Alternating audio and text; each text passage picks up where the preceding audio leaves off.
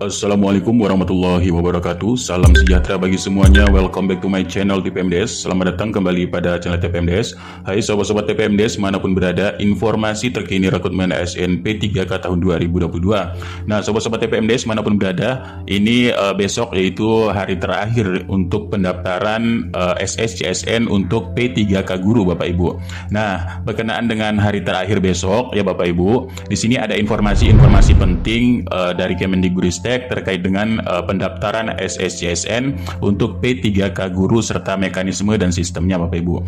Nah, sobat-sobat TPMDes manapun berada, ini ada informasi dari admin SIM P3K Kemendikbudristek. Nah, Bapak Ibu, yang Bapak Ibu perlu pahami informasi ini ya. Nah, ini Bapak Ibu, apabila tidak dapat melanjutkan pendaftaran karena formasi tidak tersedia, ini ada beberapa kemungkinan Bapak Ibu di daerah Bapak Ibu, karena setiap daerah Bapak Ibu di sini masing-masing memang berbeda masalahnya ya.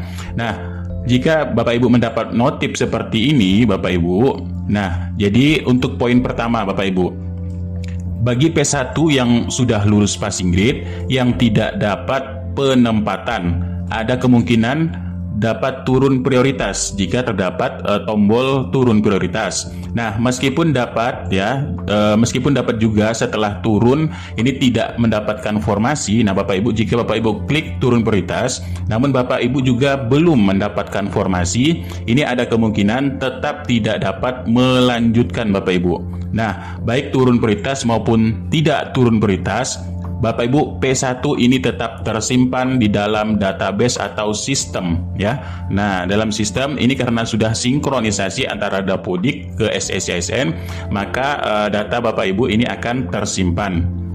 Selanjutnya Bapak Ibu, untuk poin kedua, bagi pelamar prioritas 2 atau untuk THK 2. Nah, maupun juga untuk prioritas 3 atau guru honorer non-ASN di sekolah negeri yang bekerja ini minimal 3 tahun atau lebih.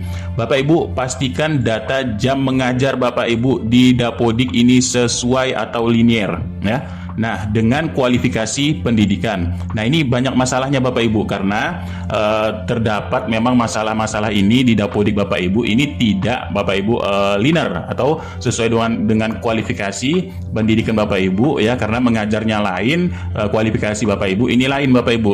Nah, jika demikian ya, jadi jika tidak sesuai, contohnya Bapak Ibu, ini prodi Bapak Ibu PAI di Dapodik diberikan jam mengajar guru kelas.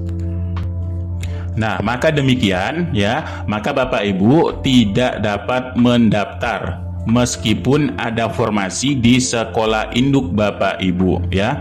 Nah, ini untuk pelamar prioritas 2. Kalau pelamar prioritas 1 tadi tetap menggunakan nilai yang sudah didapat Bapak Ibu. Misalkan Bapak Ibu yang P1 kemarin, Bapak Ibu melamarnya di SMP Mapel IPA ya. Nah, kemudian di sekolah Bapak Ibu ini Bapak Ibu ini memiliki ijazah PKN, nah, misalnya memiliki ijazah PKN, namun di Dapodiknya ini PKN, dan ini Bapak Ibu juga tidak sinkron di sekolahnya ya, karena menggunakan nilai yang kemarin, nilai yang didapat ya Bapak Ibu. Nah, kita lanjut masih ini untuk yang THK 2, artinya Bapak Ibu meskipun Bapak Ibu di sini ini jam mengajar ya, pastikan Bapak Ibu jam mengajar sesuai linear Dapodik dan kualifikasi pendidikan. Nah, jadi meskipun begitu Bapak Ibu, jika memang tidak sesuai, maka Bapak Ibu tidak bisa mendaftar meskipun formasi di induk ini tersedia. Maka Bapak Ibu langkahnya adalah memperbaiki Dapodiknya terlebih dahulu ya. Bagi pelamar P2, P3 yang terdaftar di Dapodik tetap dapat mendaftar formasi meskipun tidak dibuka di sekolah induknya, selama Bapak Ibu masih ada formasi di sekolah lain. Nah, poin ketiga Bapak Ibu, bagi pelamar umum ini guru non-ASN yang kurang dari 3 tahun, lulusan PPG, guru swasta ya. Nah, bila Bapak Ibu ini tidak dapat mendaftar, berarti Bapak Ibu instansinya tidak membuka formasi bagi pelamar umum.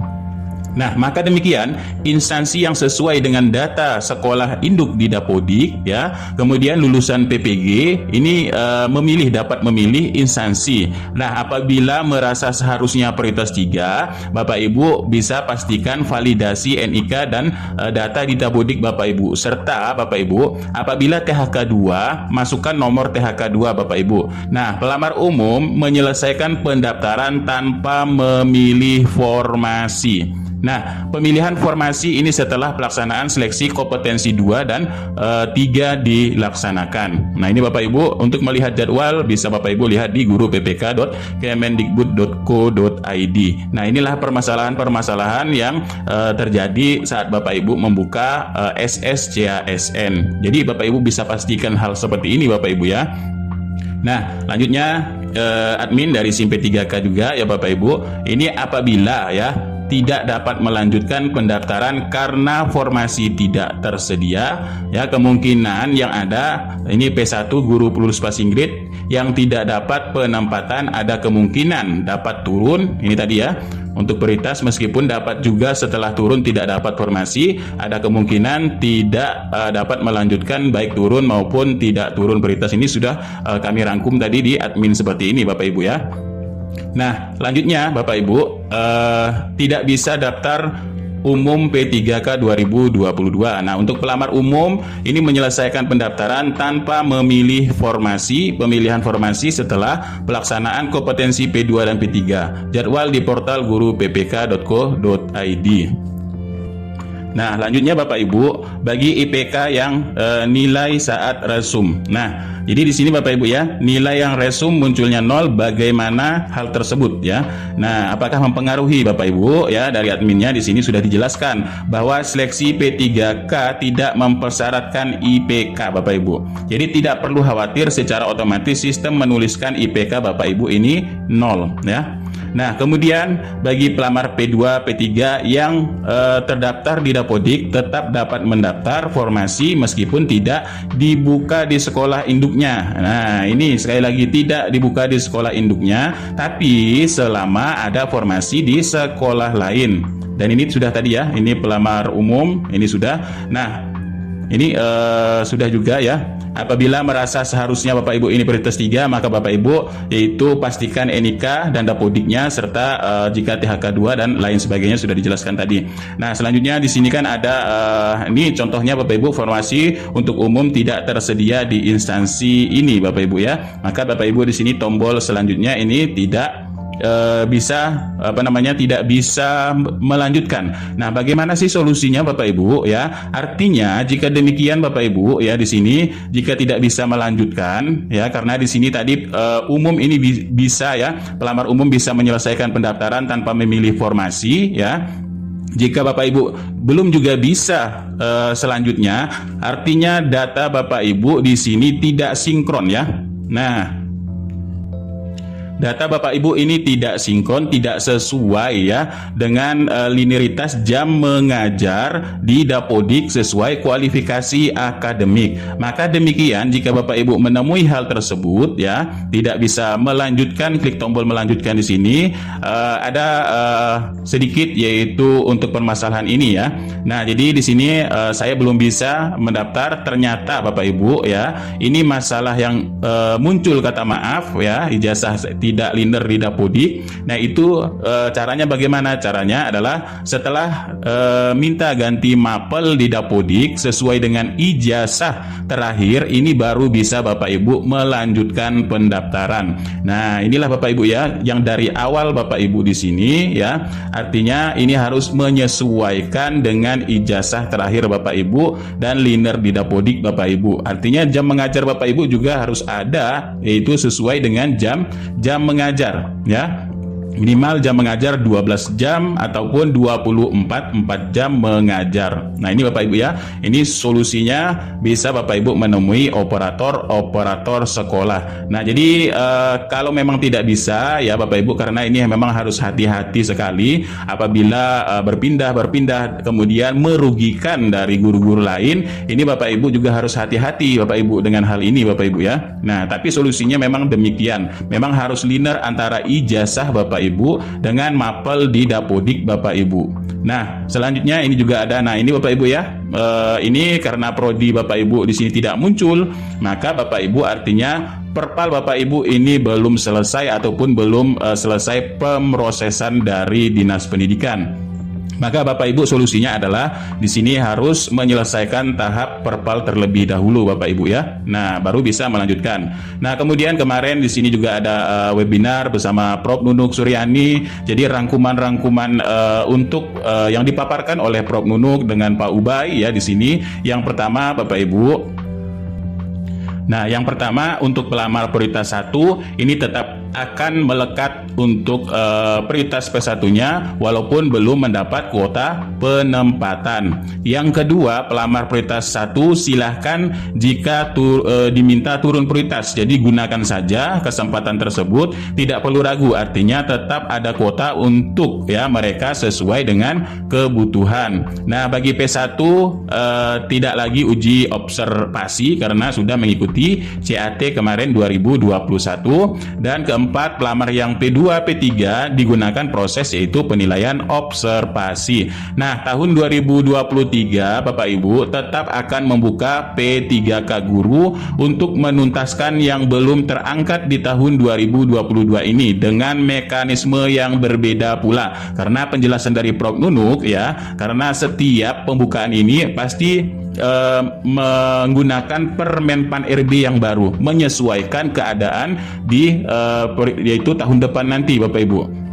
Nah, ini juga ya yang sering terjadi untuk anjab ABK ataupun untuk menghitung kebutuhan ya. Ini tidak lagi diminta dari sekolah ke sekolah Bapak Ibu. Jadi cukup update data secara berkala di Simudik. Nah, ini Bapak Ibu ya, untuk melihat anjab ABK Bapak Ibu ini tidak yaitu melalui Simudik, tidak melalui Dapodik ke sekolah ini agar tahun depan terlihat ya kebutuhan guru P3K di tahun 2023.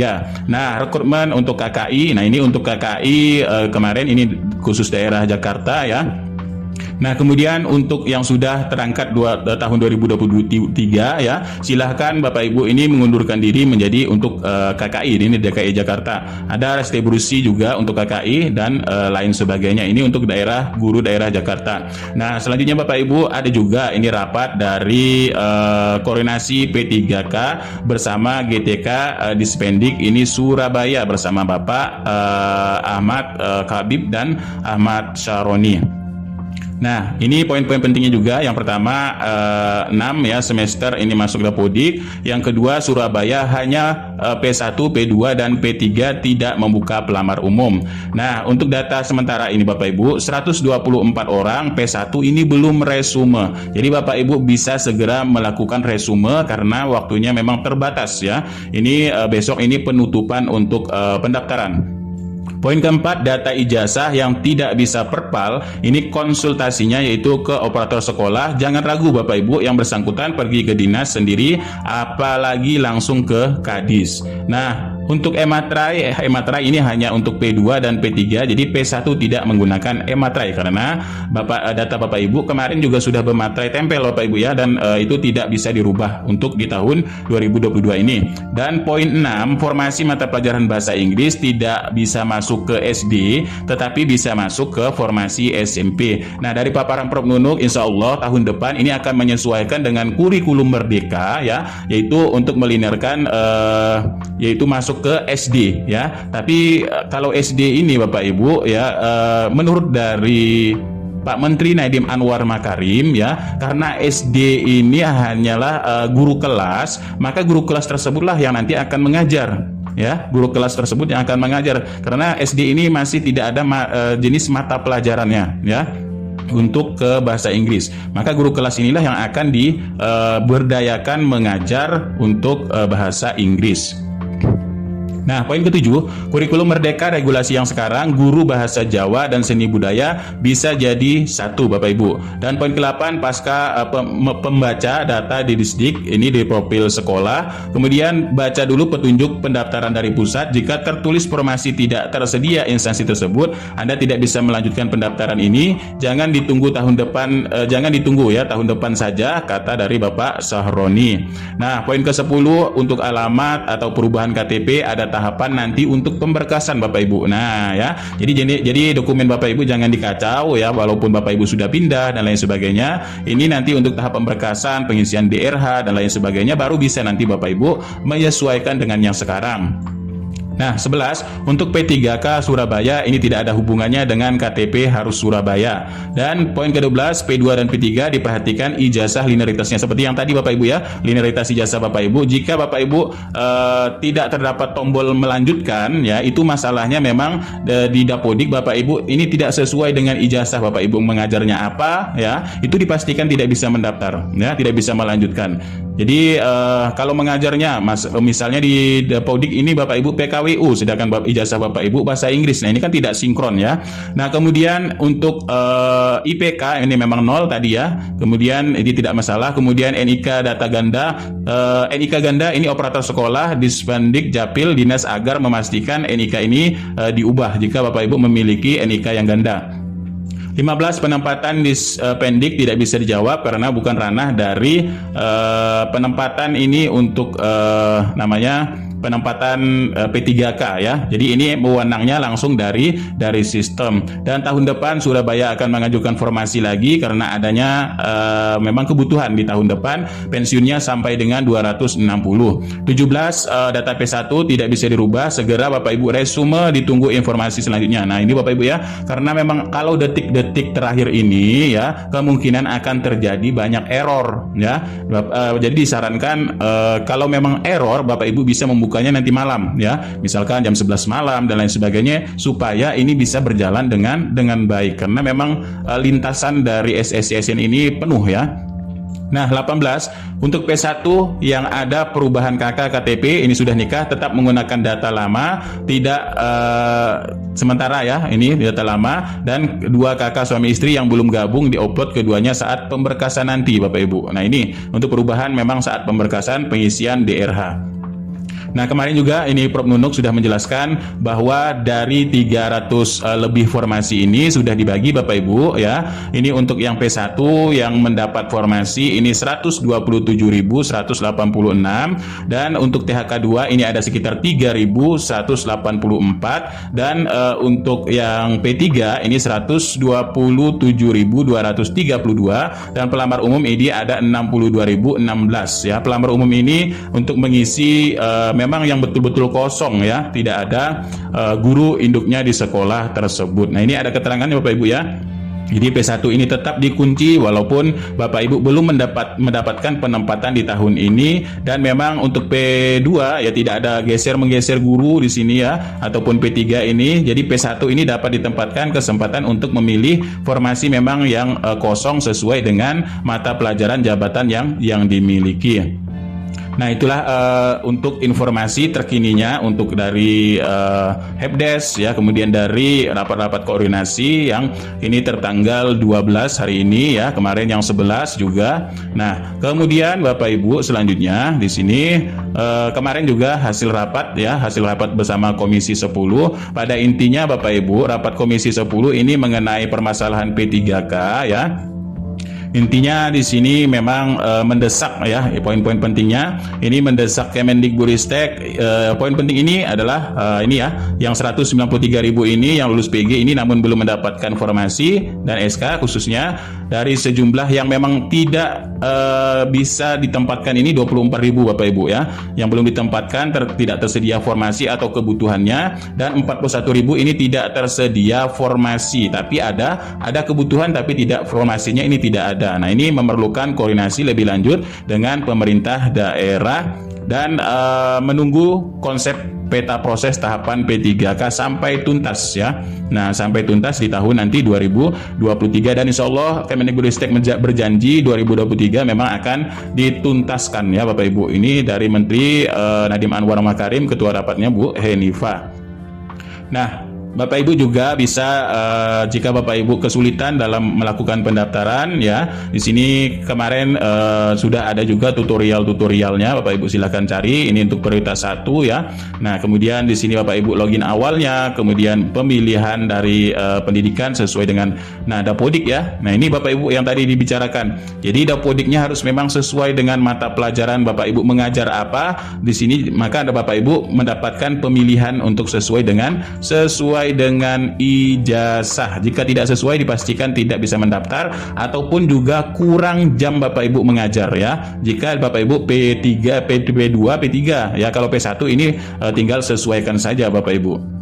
Ini ya, sampai itu resume ya, akhir pendaftaran. Nah, itulah sedikit informasi. Jadi Bapak Ibu, ini waktunya sudah mepet, jadi Bapak Ibu bisa melanjutkan resume bagi yang bisa melakukan resume, kemudian yang tidak bisa melanjutkan. Jadi cukup sampai di situ, Bapak Ibu tidak bisa melanjutkan. Artinya memang ada kesalahan di Dapodik dan ijazah Bapak Ibu ini tidak sesuai ya. Bapak Ibu mengajarnya apa, kemudian kualifikasi Bapak Ibu ini apa ya, dan juga jam mata pelajaran Bapak Ibu ya, minimal kan 16 jam kalau untuk sekolah-sekolah kecil ya.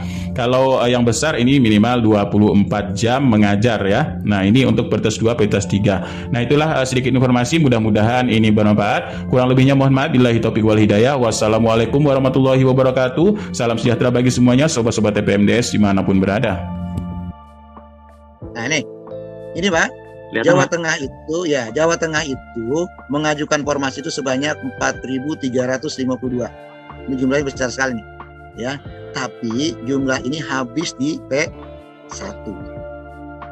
Ya, habis di P1. Oke. Nah, P1-nya berapa? Untuk apa saja habis di P1 itu? Pertama untuk guru agama sebanyak 366. Terus inilah banyak ya. Agribisnis tanaman 3 orang.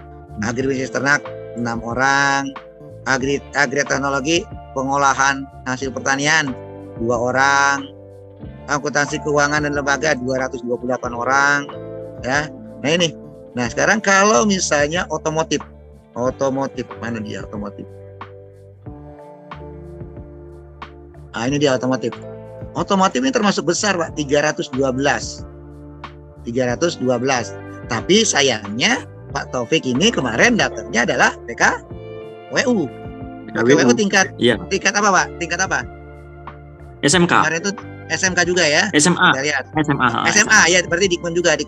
Oh ini iya. Ini Dikmen ya Pak ya? Ini semua nih. Ini gabungan antara SMA dan SMK. Nah kalau ini tentu otomatis mapelnya SMK, nggak mungkin SMA kali ini kan. Tapi kalau seni budaya bisa jadi ini berbagi dengan SMA. SMK. Iya, SMK. Kalau PKWU prakarya ini dia. Nah, ini satu. Ini PKWU cuma 49, Mbak. 49 itu pun dibagi antara SMA dan SMK. 49 orang. Nah, saya tidak tahu apakah Bapak termasuk di dalam yang 49 orang atau tidak. Ya. Nah, itu bisa dibukti. Hah? Termasuk? Tidak termasuk. Karena kemarin ditolak ya. Oh, kalau Mas Ardik ya. Enggak, bukan itu. Kalau yang sekarang ini kan tidak memandang jasa syarik atau tidak, tapi peringkat di kemarin. Mas kemarin peringkat keberapa secara utuh, secara keseluruhan di Jawa Tengah untuk mapel PKWU? Mas itu ada di peringkat keberapa? Itu yang jadi kuncinya sebenarnya. Karena syarik sekarang tidak menjadi faktor utama lagi untuk ininya. Karena kan kita tidak ada afirmasi, tidak istilah afirmasi. Tapi nilainya adalah nilai yang diperoleh passing grade di tahun 2021. Itu nanti di ranking gitu. Oh gitu ya. Mas sudah coba ngelamar belum? Sudah membuka kemarin Pak, tetapi karena itu langsung dapat keterangan bahwasanya tidak bisa ditempatkan karena formasi yang dilamar itu telah habis gitu. Oh iya, berarti termasuk yang tidak bisa. Iya. Karena cuma 49 orang Mas, emang sedikit ininya formasinya. Ya. Oh, iya Pak. Tetapi gini Pak, di SSACN kemarin itu kan saya prioritas pertama P1. Iya, tapi untuk di sekolah itu saja kan? Gini.